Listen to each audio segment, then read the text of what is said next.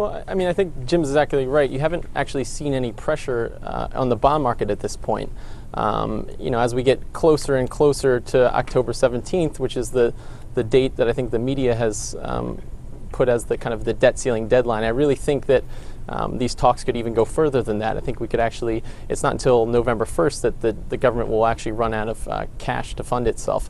So as at Eaton Vance, what we're looking to do is, we don't think there's going to be a default in the short term or in the long term, but we do think there's going to be volatility along the way. So we're trying to maintain the course, and if we do see a pullback in certain markets, we're looking to put money to work, because we think a month, 2 months from now, these markets will actually be higher than they are today, but in the short term, you're likely to see a kind of a sell-off, and I think that's what it's going to take. We're going to need to have volatility spike and to kind of ignite a flame under Congress to come to a resolution.